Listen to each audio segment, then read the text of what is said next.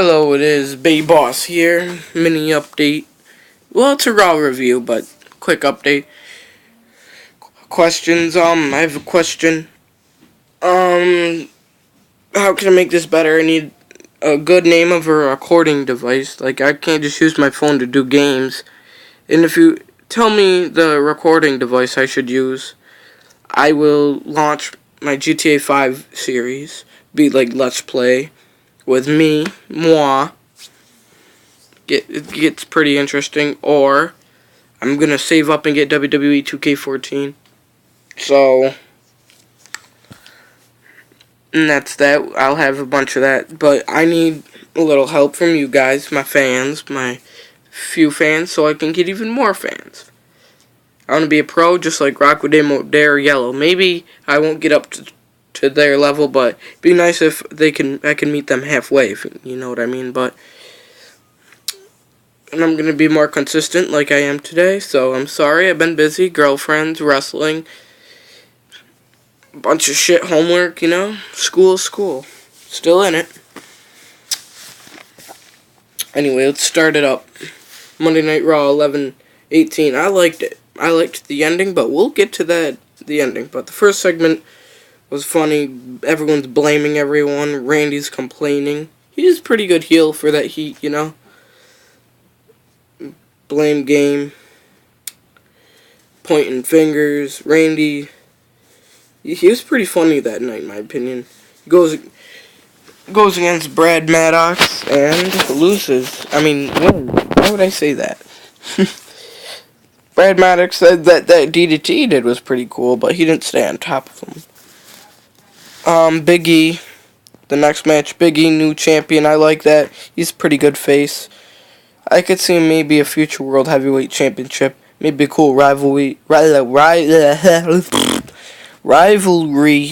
Ryback. It's almost a tongue twister.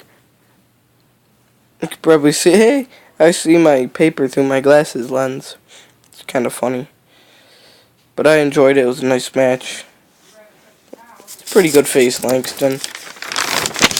Alright, next page. Following a guideline. I prefer to have more than one people in on this. Like Brett, but he is not available right now, so. Alright. The musical chairs was awesome because it was hot, but first I was like Natalia, then Alicia Fox. Then they all ended up in a cat fight, so it was disappointing. Like the episode about 10 years ago. Little less than 10 years ago. It was Chris Jericho on that. That was pretty funny. Ric Flair was in it. It was good. Oh, third match, Big Show versus Ryback. A colossal collision. It's pretty cool. Back and forth. Big Show kicked out of a shell shock. I'm like, what? I'm like, the fuck? Big Show was no selling the shell shocks. But that was pretty amazing feat by Ryback. I don't know if he'll ever be a WWE champion, but I think he will be a World Heavyweight champion before that, so.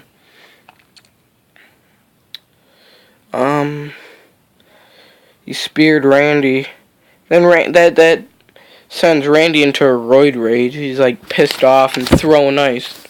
Don't throw the ice! Real Americans versus Kofi and The Miz. Miz turns heel, but it's likely that no one gives a fucking shit because Miz just sucks, just like ADR. Don't even get me started with ADR. I mean, he's alright, but I'm not a big fan of him. I don't know. Real Americans won, and I hope Antonio just splits with Jack Swagger, because Jack Swagger's holding Antonio down, because they tried Jackie Swagger in the main event 2010, and it didn't work. It didn't. But Antonio, he could be a future world champ. AJ Lee versus Vicky Guerrero. It was like the most ugly thing ever versus the hottest thing like ever. AJ Lee. That Black Widow. Call me a pervert, call me what the hell you want, but whenever she puts someone in a Black Widow, they spank her right in the ass. I mean, that's fucking awesome, but Vicky, anybody, they smack it real hard. They're like, nah. Like, yeah, that's nice. And they're short shorts, but that was a good match. Triple H mini sag, Damien Sandow and the music. It led to Dolph Ziggler vs. Sandow. This is a pretty awesome match. Two future world heavyweight champions. I think Sandow might get there someday. Dolph Ziggler will too, but they're pretty good.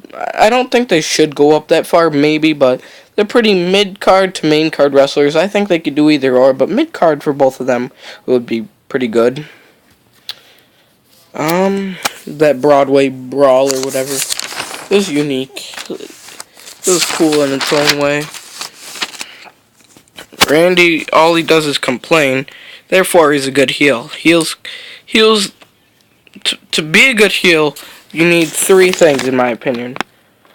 You need mic skills, and he has them. He needs to stir up the crowd good. I might get more than that. Stir up the crowd. He needs to complain. He needs to bitch.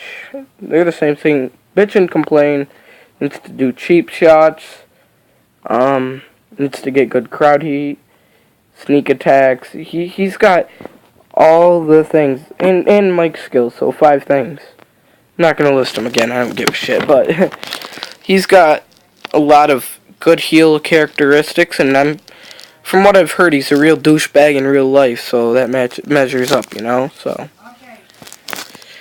Cena kissing country people's ass. I mean, country's alright. I'm not gonna bash it. I just started getting into it because that's all we in our household. My little sister, all she'd sing is country and Carrie Underwood and shit. So that turned me off to all that. But I do like Zac Brown Band, and I like a bunch of bands. I like all music, except for a lot of pop, like Lady Gaga and Nicki Minaj, but Ellie Goulding Lights, that's pop and that's a good song, I don't care, but this isn't about music. Let me get back on track.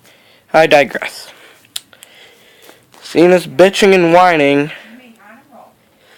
Oh, and Cena feigned an injury. Yeah, he's supposed to be this super fucking hero, yet I don't get WWE sometimes. He's supposed to be this superhero. He faked an injury. So yeah, he's teaching our fandom, you can't see me, our fans, to fake injuries. Yup. He wasn't in the best mood. Well, boo fucking who. Piece of shit, I'm sorry.